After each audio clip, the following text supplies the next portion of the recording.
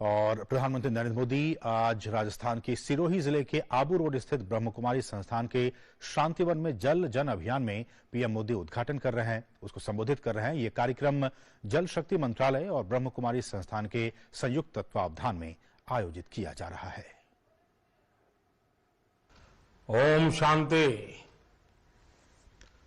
ब्रह्मा कुमारी संस्थान के प्रमुख राजयोगिनी दादी रतन मोहिनी जी,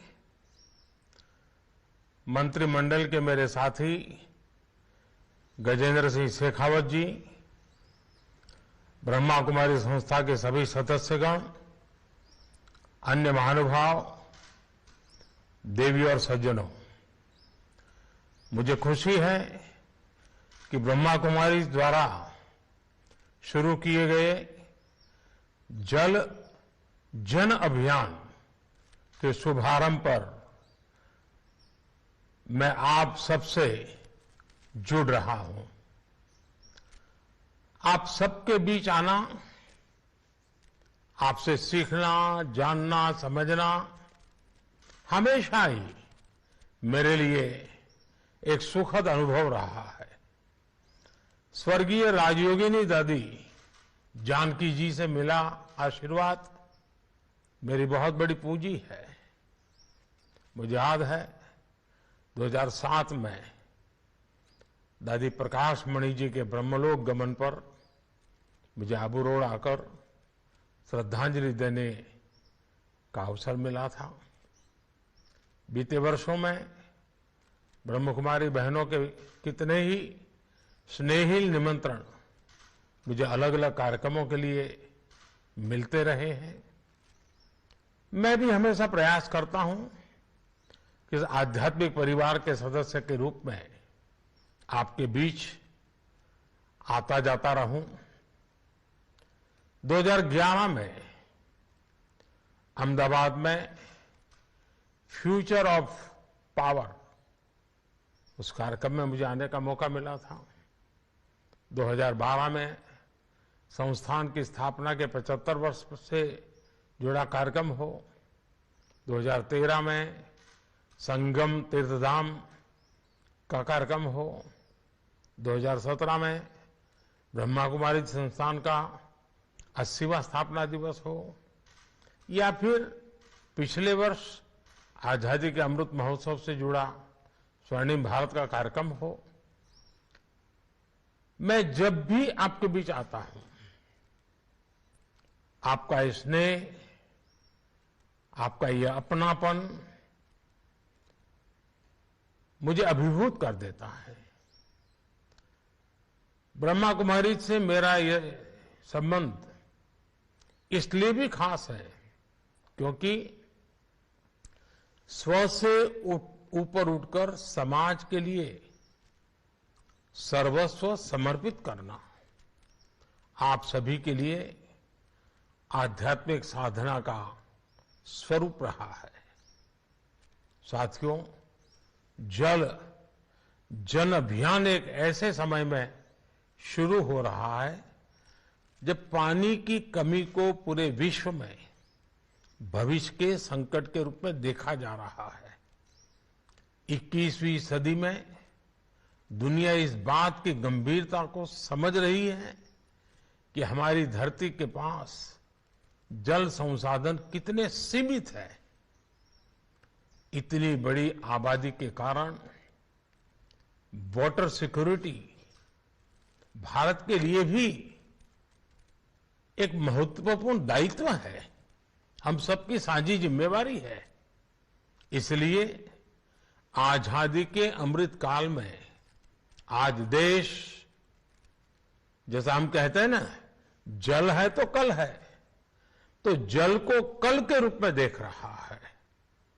जल रहेगा तभी आने वाला कल भी रहेगा, और इसके लिए हमें मिलकर आज से ही प्रयास करने होंगे।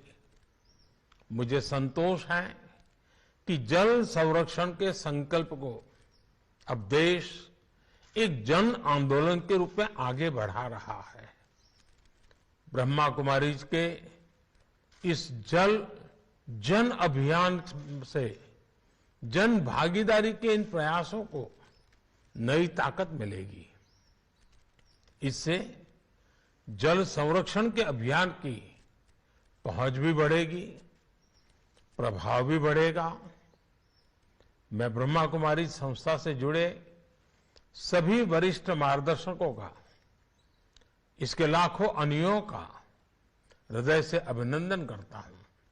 साथियों, भारत के ऋषियों ने हजारों वर्ष पहले ही प्रकृति, पर्यावरण और पानी को लेकर संयमित, संतुलित और संवेदनशील व्यवस्था का सृजन किया था। हमारे यहां कहा गया है, मां आपो हिंसी, अर्थात हम जल को नष्ट न करें, उसका संरक्षण करें। ये भावना हजारों वर्षों से हमारे आध्यात्म का हिस्सा है, हमारे धर्म का हिस्सा है। ये हमारे समाज की संस्कृति है, हमारे सामाजिक चिंतन का केंद्र है। इसलिए हम जल को देव की संज्ञा देते हैं, नदियों को मां मानते हैं। जब कोई समाज प्रकृति से ऐसे भावात्मक संबंध जोड़ देता है तो विश्व जिसे सस्टेनेबल डेवलपमेंट कहता है, वो उसकी सहज जीवन शैली बन जाती है। इसलिए आज जब भविष्य की चुनौतियों के समाधान खोज रहे हैं तो हमें अतीत की उस चेतना को पुनर्जागृत करना होगा। हमें देशवासियों में जल संरक्षण के मूल्यों के प्रति फिर से वैसी ही आस्था पैदा करनी होगी। हमें हर उस विकृति को भी दूर करना होगा जो जल प्रदूषण का कारण बनती है, और इसमें हमेशा की तरह भारत की आध्यात्मिक संस्थाओं की, ब्रह्मा कुमारीज की एक बड़ी भूमिका है। साथियों, बीते दशकों में हमारे यहां एक ऐसी नकारात्मक सोच भी बन गई थी कि हम जल संरक्षण और पर्यावरण जैसे विषयों को मुश्किल मानकर छोड़ देते हैं। कुछ लोगों ने ये मान लिया था कि इतने बड़े काम है कि इन्हें किया ही नहीं जा सकता। लेकिन बीते 8-9 वर्षों में देश ने इस मानसिकता भी बदली है और हालत भी बदले हैं। नमामि गंगे इसका एक सशक्त उदाहरण है। आज न केवल गंगा साफ हो रही है, बल्कि उनकी तमाम सहायक नदियां भी स्वच्छ हो रही हैं। गंगा के किनारे प्राकृतिक खेती जैसे अभियान भी शुरू हुए हैं। नमामि गंगे अभियान आज देश के विभिन्न राज्यों के लिए एक मॉडल बनकर उभर रहा है। साथियों, जल प्रदूषण की तरह ही गिरता भूजल स्तर भी देश के लिए एक बहुत बड़ी चुनौती है। इसके लिए देश ने कैच द रेन मूवमेंट शुरू किया है, जो अब तेजी से आगे बढ़ रहा है। देश की हजारों ग्राम पंचायतों में अटल भूजल योजना के जरिए भी जल संरक्षण को बढ़ावा दिया जा रहा है। देश के हर जिले में 75 अमृत सरोवर के निर्माण का अभियान भी जल संरक्षण की दिशा में बड़ा कदम है। साथियों, हमारे देश में जल जैसी जीवन की महत्वपूर्ण व्यवस्था पारंपरिक रूप से महिलाओं के हाथ में रही है।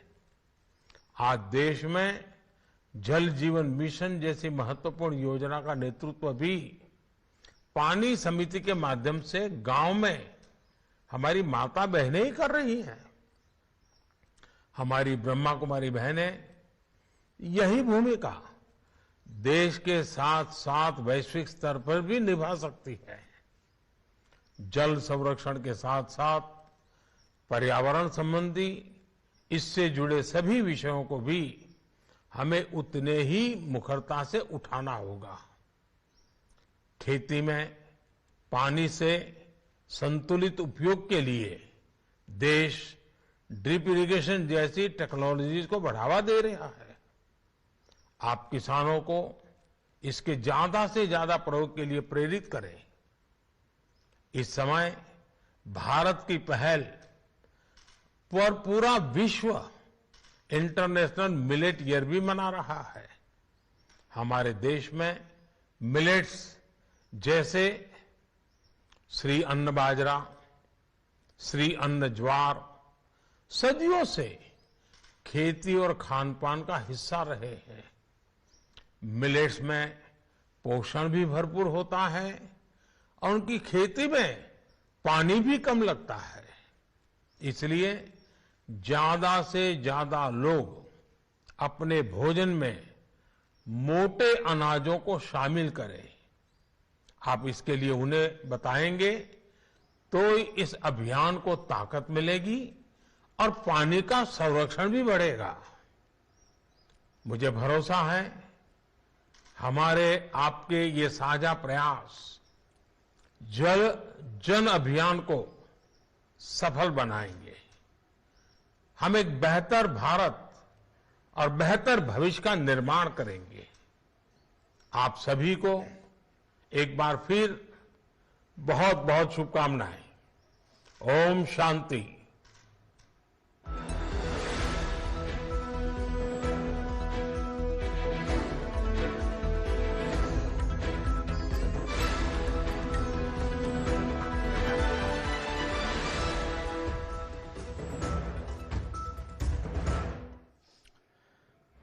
तो अभी आप ये सीधी तस्वीरें देख रहे थे जहां प्रधानमंत्री नरेंद्र मोदी राजस्थान के सिरोही में जल जन अभियान कार्यक्रम की शुरुआत के मौके पर कार्यक्रम को संबोधित कर रहे थे।